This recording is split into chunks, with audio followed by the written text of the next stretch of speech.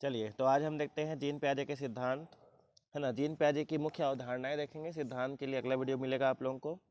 तो सबसे पहले जानते हैं स्कीमा, है ना। स्कीमा क्या होता है? तो देखिए, बौद्धिक व्यवहार की मूलभूत इकाई है। ये मानसिक ढांचे या विचार और क्रिया के पैटर्न होते हैं जिनका उपयोग दुनिया की व्याख्या करने और उसके साथ बातचीत करने के लिए किया जाता है। स्कीमा उम्र के साथ अधिक परिष्कृत होते जाता है। तो कहने का मतलब एक प्रकार का एक बौद्धिक व्यवहार होता है ना। मतलब ये मानसिक विचार और क्रिया का एक पैटर्न होता है जिसके द्वारा हम लोग क्या करते हैं, बातचीत करते हैं, किसी चीज़ की व्याख्या करते हैं। उदाहरण है चूसने का स्कीमा। शिशु शिशु क्या करता है, जैसे चूसता है अपनी उंगली को, है ना। कुत्ता के लिए स्कीमा, है ना। कुत्ता के लिए स्कीमा बना लेता है अपने मन में, मतलब किसी चीज़ के प्रति सोचता है, समझता है, वही क्या है यहाँ पे स्कीमा है।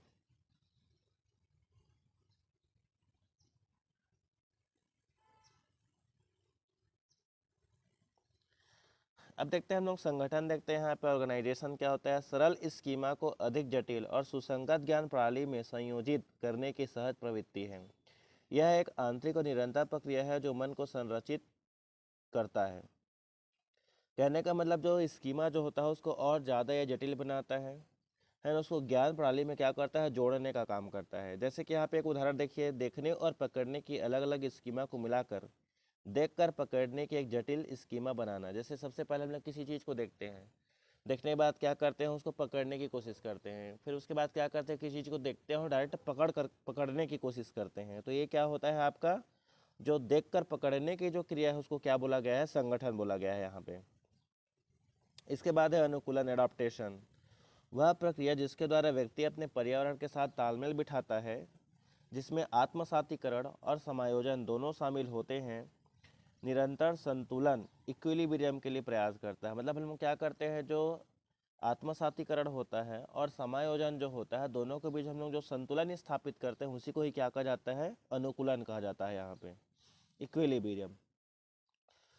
ठीक है। तो ये अनुकूलन क्या होता है, जब हम लोग क्या करते हैं, आत्मसातीकरण और समायोजन के बीच क्या करते हैं, संतुलन बैठाते हैं। तो जैसे कि यहाँ पे पर्यावरण की चीज़ों के बीच क्या करना, तालमेल बैठाना, क्या कहलाता है यहाँ पे, अनुकूलन कहलाता है। अब जानते हैं हम लोग आत्मसातीकरण, एसिमिलेशन क्या होता है। नई जानकारी या अनुभव को लेना और उन्हें मौजूदा स्कीमा में शामिल करना। मौजूदा स्कीमा में कोई बदलाव नहीं होता है। उदाहरण है, जिस बच्चे को केवल बिल्ली के बारे में पता है वह गिलहरी को देखकर उसे बिल्ली कहता है। तो यहाँ पे समझ में आ गया। तो इसमें कहने का तात्पर्य क्या है ना, कहने का आशय क्या है कि जो नई जानकारी है, जो अनुभव है, उसको पुराने मौजूदा अनुभव में क्या करते हैं, मिला दिया जाता है। लेकिन जो मौजूदा अनुभव है या जो मौजूदा जो स्कीमा है उसमें कोई भी परिवर्तन नहीं होता है, तो उसको क्या बोलते हैं, आत्मसातीकरण। जैसे कि आप देखेंगे यहाँ पे एक उदाहरण दिया गया है कि जैसे कोई बच्चा क्या देखता है, किसी बिल्ली के बारे में जानता है लेकिन उसको गिलहरी के बारे में नहीं मालूम, लेकिन वो गिलहरी को देख करके क्या सोचने लगता है कि उसको बिल्ली कहता है। तो ये क्या है, यहाँ पे आत्मसातीकरण है। अब बात करते हैं समायोजन का।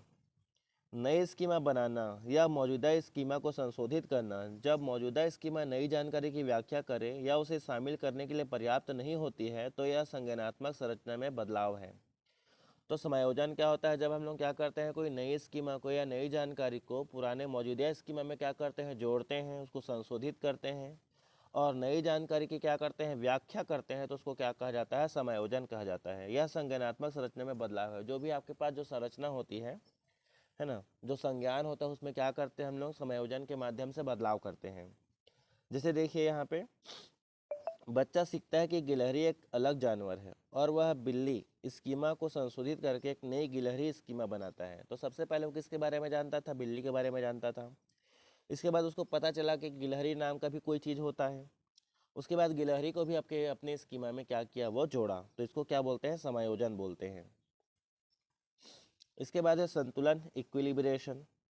स्वनियामक क्रियाविधि जो संज्ञानात्मक विकास को संचालित करती है। यह आत्मसातीकरण और समायोजन के बीच संज्ञानात्मक संतुलन या स्थिरता खोजने की प्रक्रिया है। जब अस,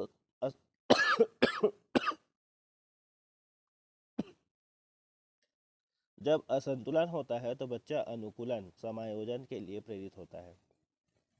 ठीक है। तो यहाँ पर क्या करते हैं, संतुलन होता है। संतुलन किसके बीच होगा, आपका आत्मसातीकरण और समायोजन के बीच हम लोग संतुलन बैठाने के लिए, उन दोनों को क्या करने के लिए, परस्पर संतुलन पैदा करने के लिए हम लोग किसका प्रयोग करते हैं, वहाँ पे संतुलन का ही प्रयोग करते हैं, संतुलन बैठाने के लिए वहाँ पे। ठीक है, तो जब असंतुलन पैदा होती है तो वहाँ पे हम लोग क्या करते हैं, अनुकूलन करते हैं, वहाँ पे समायोजन करने लगते हैं।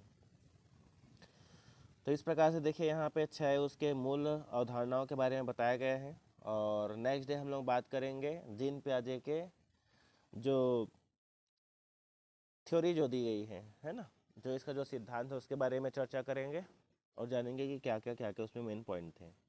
ठीक है, तब तक के लिए बाय बाय, अब मिलते हैं अगली वीडियो में।